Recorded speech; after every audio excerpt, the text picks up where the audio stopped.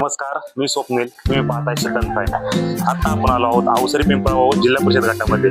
आपल्या समोर जिल्हा परिषदेचे उमेदवार प्रशांत भाऊ अभंग हे आहेत आणि अवसरी गणाचे उमेदवार कल्याणराव इंगे हे आहेत.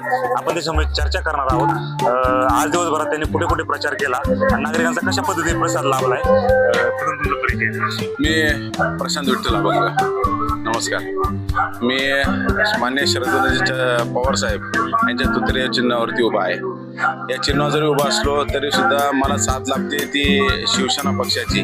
मग शिवसेना पक्ष असेल, शिवसेना उद्धव बाळासाहेब ठाकरे पक्ष असेल, या सर्वांची असे जोरदार अशी आम्हाला साथ मिळत आहे.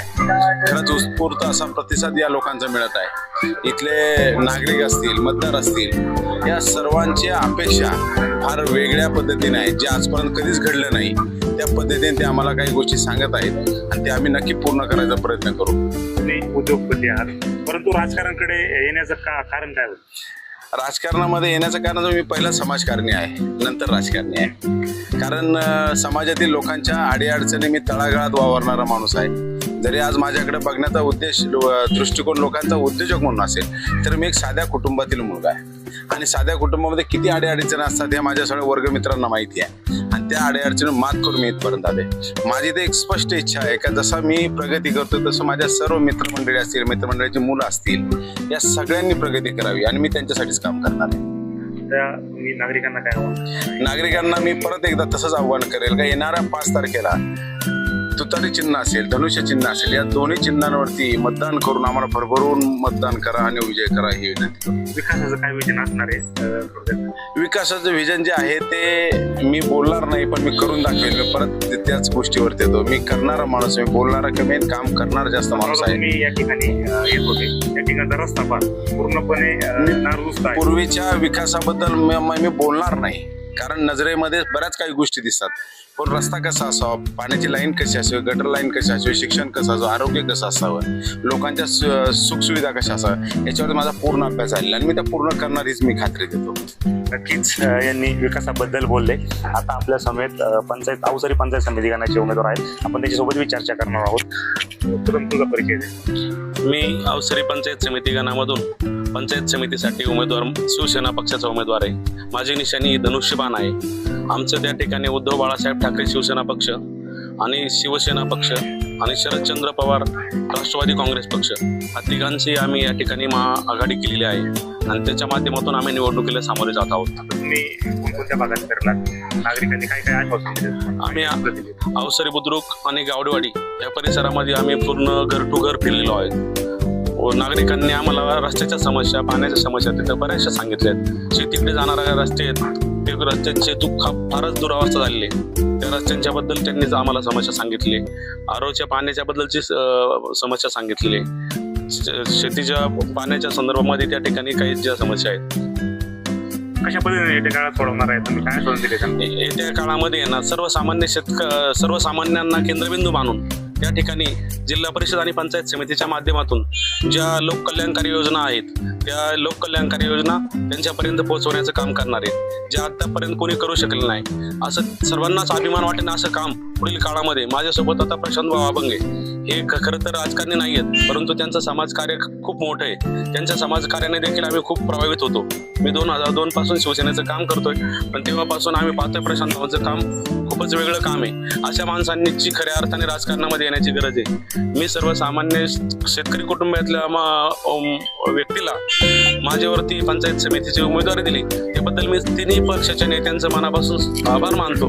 कारण चांगली लोक जर राजकारणामध्ये आले तर चांगलं काम होऊ शकतं आणि आमची काम करण्याची तीव्र इच्छा आहे. आम्ही आता नागरिकांमध्ये फिरतोय, लोकांमध्ये प्रचंड उत्साहाचं वातावरण आहे.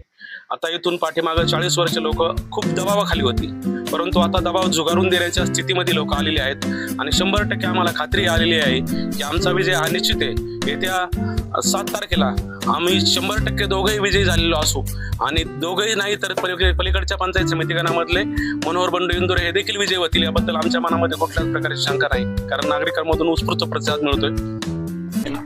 नक्कीच या ठिकाणी नागरिकांमधून यांना हे दोन्ही उमेदवार आहेत त्यांना उत्स्फूर्त प्रतिसाद मिळतोय. मात्र या ठिकाणी काही स्थानिक ग्रामस्थ असतील, आपण त्याच्यासोबतही चर्चा करणार आहोत.